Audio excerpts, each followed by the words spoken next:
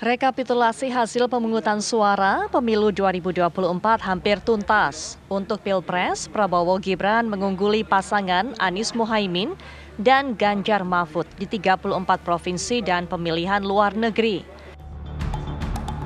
Hingga saat ini, Komisi Pemilihan Umum masih terus melakukan penghitungan suara rekapitulasi dari para paslon maupun legislatif.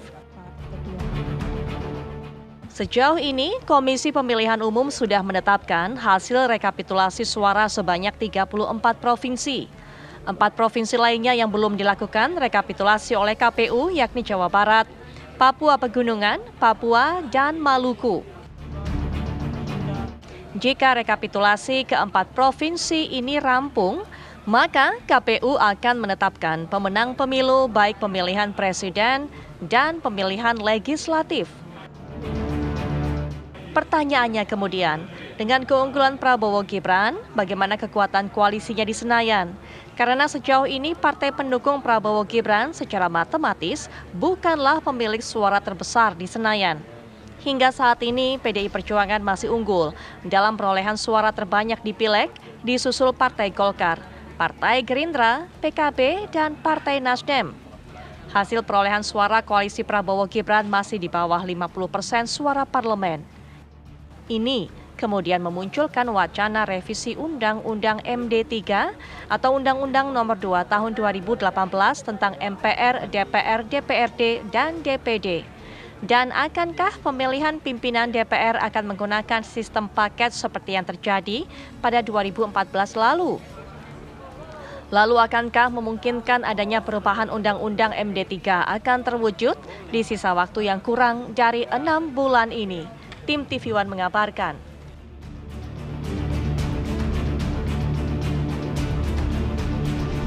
Memang insya Allah baru besok kita bisa mendengarkan pengumuman resmi penetapan KPU mengenai hasil rekapitulasi pemenang pemilu 2024. Hasil dari pemilu legislatif maupun juga pemilu presiden. Tapi setidaknya kalau kita pantau hingga saat ini suara yang didapatkan oleh PDIP dalam pemilu legislatif ini memang paling unggul, teratas, terbanyak suara pilihan rakyatnya. Mengekor mengikuti nomor 2 adalah Golkar. Selisihnya juga tipis. Nah, kita kemudian nanti akan berhitung memprediksi di atas kertas siapa yang berpeluang untuk bisa meraih kursi ketua DPR. Dan kira-kira juga bagaimana kemungkinan koalisi-koalisi ini akan terbentuk di Senayan untuk bisa memuluskan jalannya pemerintahan mendatang. Untuk bisa memberikan pandangan mengenai hal ini, sudah hadir di samping saya Mas Adi Prayitno selaku pengamat politik. Selamat malam Mas Adi, Assalamualaikum warahmatullahi wabarakatuh. Selamat malam Putri, Waalaikumsalam warahmatullahi wabarakatuh. Baik, dan juga sudah hadir di samping saya, beliau merupakan peneliti dari Formapi, Forum Masyarakat Peduli Parlemen Indonesia, ada Bang Lusius Karyo. Selamat malam Bang Lusius. Malam Mbak Putri. Baik, nah juga tergabung dengan kita untuk bisa memberikan pandangannya juga dan juga bergabung secara daring. Ini mewakili partai-partai tentunya. Dari Golkar sudah bergabung Bang Dev Laksono. Selamat malam Bang Dev. Selamat malam, gimana kabarnya Mbak Putri, Mas Adi, Bang Lusius, semua sehat? Sehat Bang Dev. Sehat ya. Pak. Sehat. Baik, dan juga sudah bersama kita Pak Wihadi Wianto dari Gerindra. Selamat malam Pak Wihadi. Selamat malam Putri, Mas Adi, Mas Lusius, apa kabar? Iya, nah dari PDIP juga kami sudah menghubungi Pak Ahmad Basara, sudah bergabung sepertinya dengan kami. Ya, kami masih menunggu nanti bergabungnya narasumber dari PDIP. Tapi Mas Adi bisa berikan pandangan kepada kita terlebih dahulu. Suara PDIP ini memimpin, Golkar mengekor, terpautnya selisihnya tipis. Tidak ada yang begitu dominan unggul, betul-betul meninggalkan para pesaing atau partai-partai lainnya. Melihat hal seperti ini, bagaimana kemungkinannya? Apakah memang peraih suara terbanyak ini kemudian juga sejalan akan menjadi peraih kursi terbanyak atau ada kemungkinan-kemungkinan yang berbeda? Ya, saya kira memang kalau kita melihat hasil persentase hasil pileg di 2024 ya, ini PDIP itu sekitar 16,35 sekian, kemudian Golkar itu 15,23, kemudian Gerindra itu di kisaran angka 13% dan seterusnya. Itu persentase secara umum. Kita tidak pernah tahu bagaimana ketika persentase ini dikonversi menjadi suara di DPR. Saya ingat persis 2019 yang lalu, gimana persentase antara Gerindra dan Golkar itu sebenarnya lebih banyak Gerindra sedikit. Tapi ketika konversi suara ternyata lebih banyak Golkar kursinya di DPR. Nah nanti akan dilihat apakah persentase suara ini akan inline dengan tingkat perolehan suara anggota dewan di setiap dapil itu. Karena itu akan menentukan siapa yang sebenarnya juara, perolehan kursinya di DPR itu lebih kuat dibandingkan yang lain. Kalau 16% yang dimiliki oleh PDIP tapi tidak menyebar di semua daerah pemilihan, maka sangat mungkin akan disalip oleh Golkar, di mana Golkar sekalipun persentasenya hanya sekitar 15%, tapi di setiap dapil dia mendapatkan jumlah kursi anggota dewan. Ini nanti yang akan dihitung menurut saya bagaimana strategi konversi suaranya. Nah yang kedua Putri, kalau misalnya P3 tidak lolos misalnya, ini juga akan mengubah konstelasi politik. Ada yang mengatakan kalau misalnya P3 ini nggak lolos, maka suara sisa yang diperebutkan itu sangat mungkin Golkar akan lebih unggul dibandingkan dengan yang lain. Artinya apa? Faedah yang didapatkan kalau P3 nggak lolos, ini pertama yang dapat Golkar, baru kemudian PDIP, baru kemudian Gerindra. Karena di sisa suara yang akan dikonversi itu memang banyak caleg-caleg P3 itu rebutan suaranya itu dengan Golkar, dengan PDIP, dan dengan Gerindra. Jadi nanti akan kita lihat bagaimana pengumuman di di KPU dan terutama ketika ada penghitungan mekanisme kursi di parlemen. Yaitu pertama. Yang kedua menurut saya, kalau kita mengacu pada Undang-Undang MD3, saya kira memang pemenang pileg itu otomatis dia akan menjadi pimpinan DPR. Tinggal nanti bagaimana mekanisme penghitungan, siapa yang akan jadi wakil dan seterusnya dan seterusnya. Tapi sekali lagi kalau kita juga mengacu pada hasil pemilu 2014, saat itu PDIP memang unggul, pilegnya dia itu melampaui di atas yang lain, tapi ketua DPR-nya adalah Golkar. Tentu dengan cara Undang-Undang MD3 itu harus diubah. Nah kalau kekuatan parlemen itu menghendaki misalnya bahwa pemenang pileg itu tidak otomatis dia akan menjadi ketua DPR, maka sangat mungkin di 2024 ini akan terjadi. Jadi begitu banyak success story dan portofolio politik di Indonesia ini, bagaimana perolehan suara secara persentase dia tidak inline dengan konversi suara di DPR. Yang kedua, bahwa pernah dalam perjalanan sejarah kita, pemenang pileg itu tidak otomatis menjadi ketua DPR, yang terjadi pada Mbak Puan. Makanya tak mengherankan Mbak Puan itu jadi ketua DPR 2019. Mestinya kalau kita mengacu pada Undang-Undang MD3 yang saat itu belum direvisi, Mbak Puan mestinya jadi ketua DPR itu 2014 yang lalu. Jadi sangat dinamis sebenarnya peta politiknya, terutama untuk melihat bagaimana pergerakan suara di bawah, karena per hari ini pun itu masih gamang sebenarnya bagaimana sebenarnya kita memutuskan soal siapa yang akan memenangkan pertarungan di pileg. Per hari ini bicara tentang perolehan suara, popular vote dan persentase PDIP. Ya, hanya selisih 1% dengan Golkar. Tapi kalau nanti dikonversi, siapa yang kira-kira mendapat sebaran yang lebih menyeluruh di berbagai daerah pemilihan, maka disitulah kemudian Golkar sangat berpeluang bahwa kursinya akan melebihi PDIP. Apalagi ditambah kalau P3 tak lolos, di mana suara yang dimiliki oleh caleg-caleg P3 sangat mungkin akan diperebutkan satu sama yang lainnya. Baik, Bang Karius, bagaimana melihatnya dari sejarah politik yang pernah ada, kemudian juga konfigurasi yang ada saat ini? Apakah kemudian dengan kondisi seperti ini perolehan suara sementara yang kita tahu, kemungkinan adanya revisi UMD 3 menurut Bang Karius? Ya, saya kira sih kalau bicara tentang DPR sekarang begitu mudah mereka merevisi undang-undang gitu ya. Bukan cuma mudah merevisi gitu ya. Begitu cepat juga gitu ya. Kita misalnya hari ini dihebohkan dengan pengesahan RUU DKJ, Daerah Khusus Jakarta gitu ya, yang konon pembahasannya hanya butuh 4 hari gitu ya dipanjang gitu ya.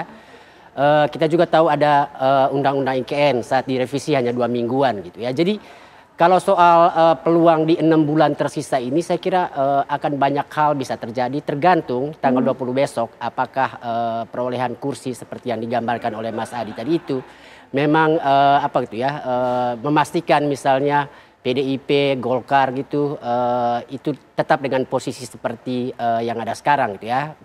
Maksudnya PDIP itu kursi terbanyak, lalu Golkar nomor 2. Tapi kalau misalnya nanti tiba-tiba Golkar melesat di perolehan kursi terbanyak, saya kira sih selalu menarik gitu ya kalau Golkar kemudian menjadi pemain utamanya gitu ya. Akan banyak hal yang kemudian kita bisa saksikan dalam perhelatan politik di parlemen gitu ya.